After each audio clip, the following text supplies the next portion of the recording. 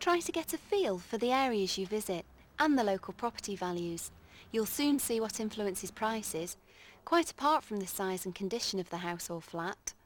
Some factors, like public transport, convenient shops or a busy main road, may be obvious. Others less so. The house you're looking at may be near a good school, an important consideration if you have children. If you don't know the area well, then ask around locally. Above all, don't be afraid to talk to local people. Buying your home is probably the most important investment you'll ever make, so it's better not to leave anything to chance.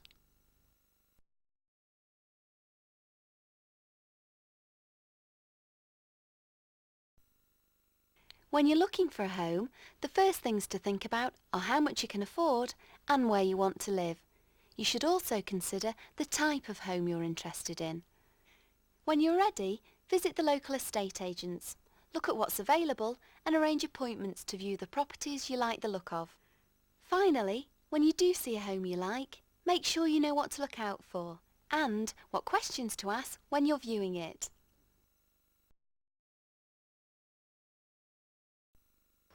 If you're interested in a property, you should look at it as many times as you feel you need to. You might want to view it at different times of the day and on different days of the week, as there may be hidden drawbacks that weren't apparent at first. Check out the local neighbourhood. Would you be happy living there? As well as inspecting the property inside and outside for major cracks or damage, check the smaller things. For example, are there enough electrical sockets? But remember, few people actually find their dream house. It's up to you to decide which things are most important to you.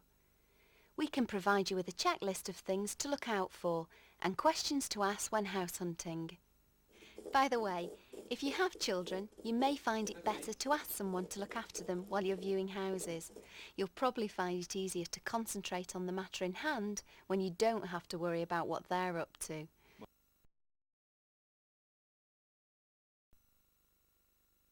Buying a home can be expensive, so it's a good idea to work out at an early stage what it'll cost you and what you can afford. The mortgage repayment will probably be your largest ongoing cost, so again you need to work out what you can comfortably afford and what the mortgage lender will offer you. Your largest single payment is likely to be your deposit, but there are other costs you should think about, such as the application fee, stamp duty, solicitors' fees and surveyors' fees.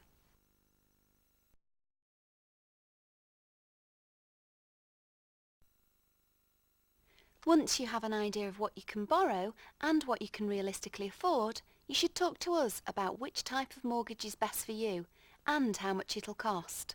All mortgages work in essentially the same way. You borrow money to buy your home and then repay it by making monthly payments over a fixed period, typically 25 years. The money you borrow from Nationwide is secured on your property.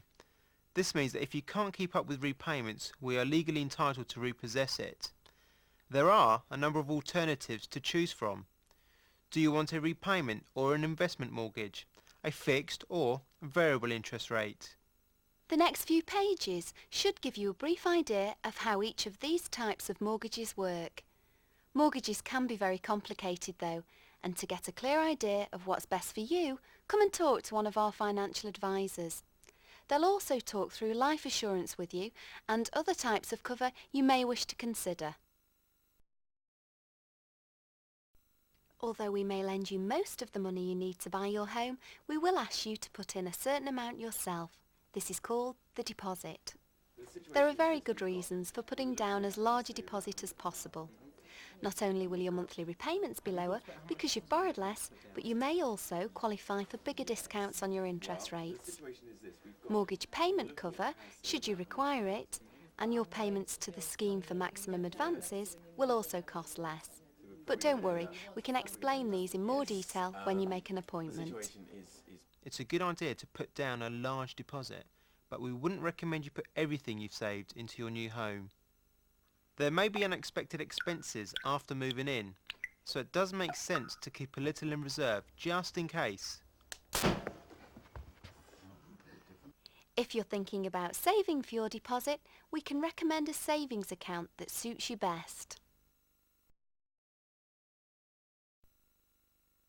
The benefit of a fixed rate mortgage is that you'll know exactly what your repayments are going to be throughout the fixed period.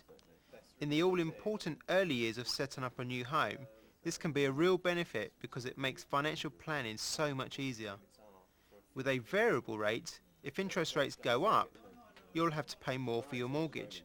However, if rates go down, you'll pay less, avoiding the risk of being stuck in a higher fixed rate.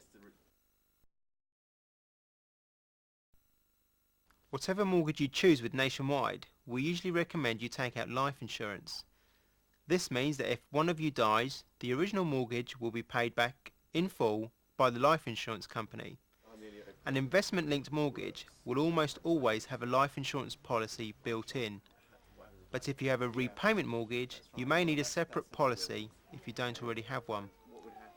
Should you want extra protection, if you fall ill or lose your job for example, then you should take out mortgage payment cover. This would enable you to keep paying your mortgage for a set period if you lose your income through sickness, an accident or unemployment. If you'd like to discuss this further, then you should talk to a Nationwide financial advisor.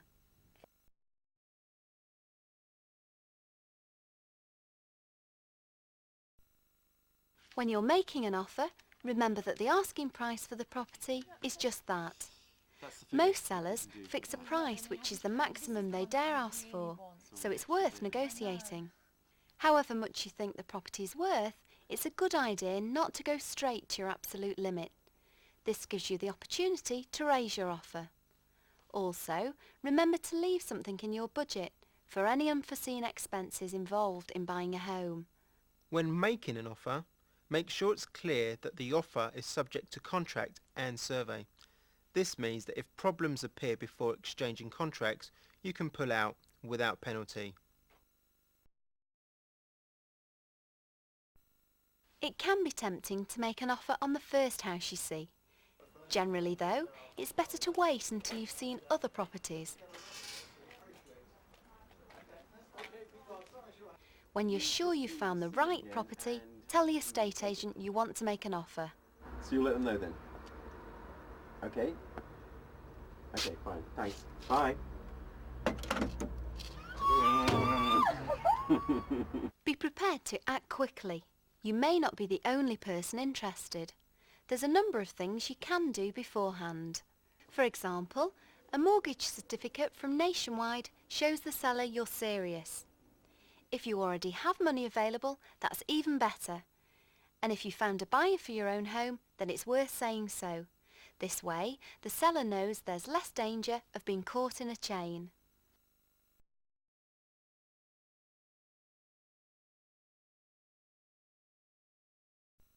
Completion means just that, the end of the whole process, when you move into your new house and the seller moves out.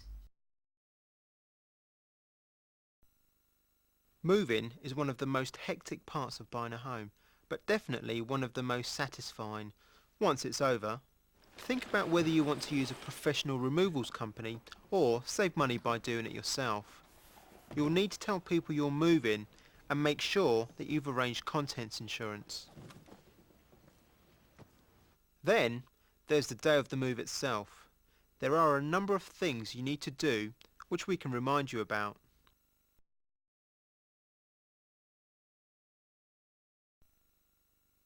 On the day of the move, you should pack up the last essentials. It's probably best to take a few things with you rather than pack them. Once the removal men have loaded all your things, make one last check that nothing's been left behind. Then turn off the electricity, gas and water, lock up and drop the old keys off with your estate agent or solicitor. Collect the keys to your new house as arranged, direct the removals men to put the furniture and boxes in the right rooms, and now, at last, you're in your new home. So celebrate!